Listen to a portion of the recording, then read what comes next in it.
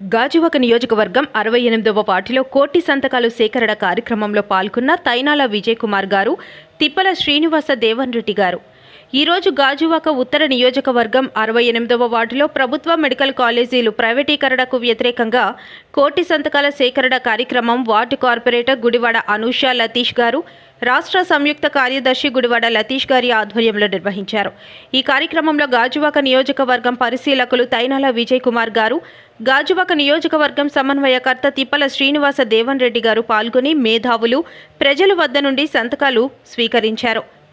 ఈ కార్యక్రమంలో సండ్రాన నూకరాజు, పల్ల చిన్నతల్లి, జీలకర్ర నాగేంద్ర, జీవి రమణారెడ్డి, వరదాడ చిట్టిబాబు, గొంతెన శ్రీనివాసరావు, నేలపాటి సత్యవతి, నేలపాటి శ్యామబాబు, గొంతెన వెంకటలక్ష్మి, వి సత్యవతి, శ్రీనివాసరెడ్డి, సతీష్, శ్రీనివాస్, గుర్రం త్రినాథ్, గుర్రం రాజేష్, కోటి, ఈశ్వర్, గవర గోవింద్, అంబటి విజయ, శ్రీరామ్మూర్తి, హుస్సేన్, పోలవరపు శ్రీహరి, రొక్కం వెంకటరావు, రెడ్డిపల్లి అవినాష్, శాంతకుమారి, గోలి సునీల్, గుదియ శ్రీనివాసరావు, కె రవి, చిన్నా హుస్సేన్, సత్యనారాయణ, పాలూరు రాజు, అనిల్, కృష్ణ తదితరులు పాల్గొన్నారు. రాష్ట్ర మాజీ ముఖ్యమంత్రి వర్యులు వైఎస్ జగన్మోహన్ రెడ్డి గారి ఆదేశాల మేరకు రాష్ట్ర వ్యాప్తంగా ఈ యొక్క మెడికల్ కాలేజ్ని ప్రైవేట్ పరం చేయకూడదనే మంచి ఉద్దేశంతో ఈ యొక్క కోటి సంతకాల సేకరణ కార్యక్రమం ప్రారంభించడం జరిగింది. అందులో భాగంగా ఈరోజు గాజువాక నియోజకవర్గం 68వ వార్డు మరి కార్పొరేటర్ అనూష గారు, అలాగే మన జాయింట్ సెక్రటరీ అయినటువంటి లతీష్ గారు ఈ ఆధ్వర్యంలో ఈ కార్యక్రమానికి ముఖ్య అతిథిగా విచ్చేసినటువంటి గౌరవ పెద్దలు మాజీ శాసనసభ్యవర్యులు తైనాల విజయ్ కుమార్ గారు, గాజువాక పరిశీలకులు.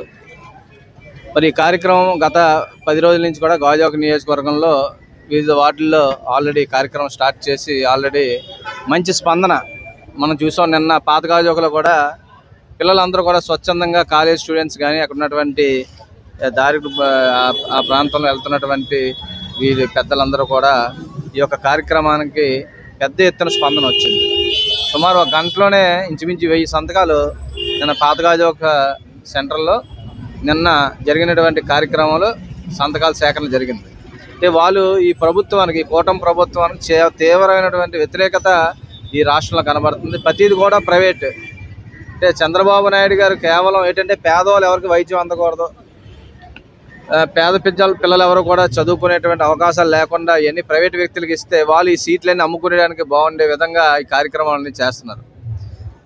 అదే కాకుండా మనం చూస్తున్నాం ఇక్కడ స్థానికంగా ఉన్నటువంటి స్టీల్ ప్లాంట్ కూడా ఆ విధంగానే జీతాలు ఇవ్వకుండా మొత్తం అందరినీ కూడా ఈ కాంట్రాక్ట్ ల్యాబ్ని కానీ జీతాలు ఇవ్వకుండా ఎంప్లాయీస్ని కానీ అన్ని విధాలుగా సర్వనాశనం చేశారు స్టీల్ ప్లాంట్ ఈ సంవత్సరంలో.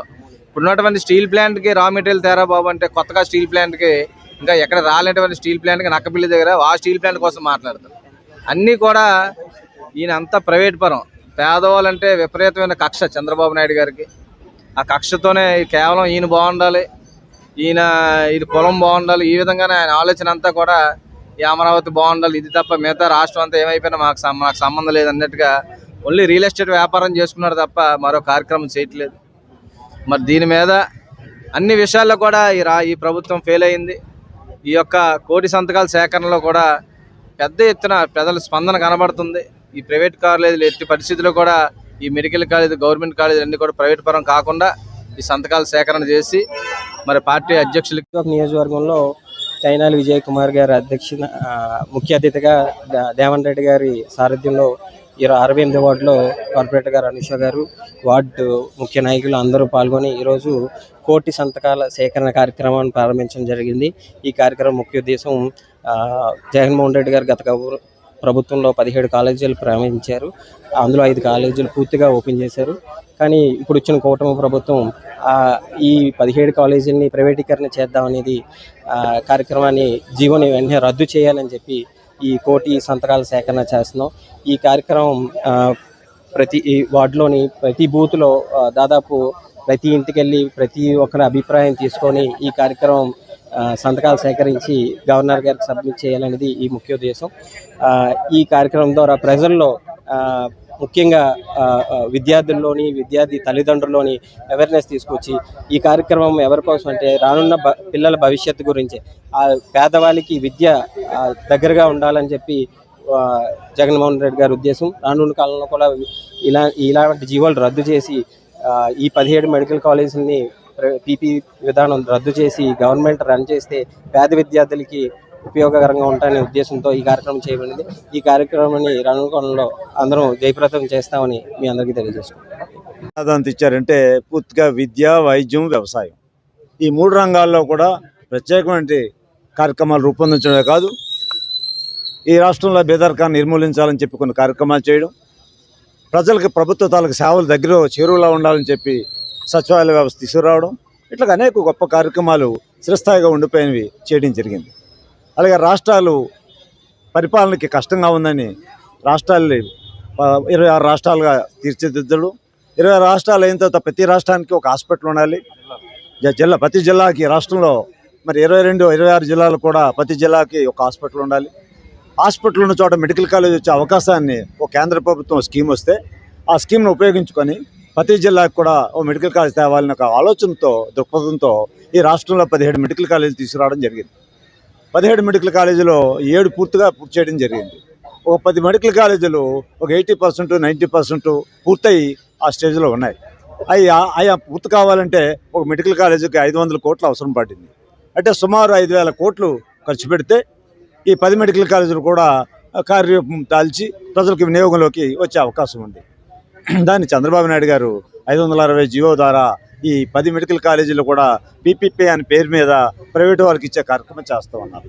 ఇది చాలా అన్యాయం, తప్పు. ఇది రాష్ట్ర ప్రజలకు ద్రోహం చేయడమే.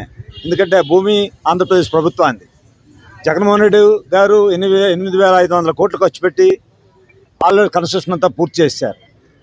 ప్రజలకు చేరువలు తెచ్చే పరిస్థితి వచ్చింది. ఇంకా ఓపెనింగ్ దగ్గరలో ఉన్నాయి. ఇటువంటి కాలేజీలు కూడా ఉన్నాయి, అనేక దశల్లో ఉన్నాయి. ఇంత డబ్బు ఖర్చు పెట్టి భూమిని కేటాయించి కేంద్రం నుంచి పర్మిషన్ తెచ్చి ఈ స్టేజ్లో పీపీపీ మోడ్తో ప్రైవేట్ వాళ్ళకి ఇవ్వడం అనేది అన్యాయం. ఈ వైద్యం ఎప్పుడు కూడా ప్రైవేట్ పరం కాకూడదు, విద్య ప్రైవేట్ పరం కాకూడదు, వ్యవసాయం ప్రైవేట్ పరం కాకూడదందే జగన్మోహన్ రెడ్డి గారు వైఎస్ఆర్ కాంగ్రెస్ పార్టీ ఉద్దేశం. అది ఆ రకంగా అమలు జరిగింది. ఈనాడు ప్రజలందరూ కూడా దీన్ని వ్యతిరేకిస్తున్నారు. మరి ఈ కేవలం ఈ 5,000 కోట్లు ఖర్చు పెట్టలేకని చెప్పడం వల్ల చూస్తూ ఉంటే మరి అమరావతిని చూస్తున్నాం. 1,00,000 కోట్లు బడ్జెట్ పెట్టేదని ఖర్చు పెడుతున్నాం.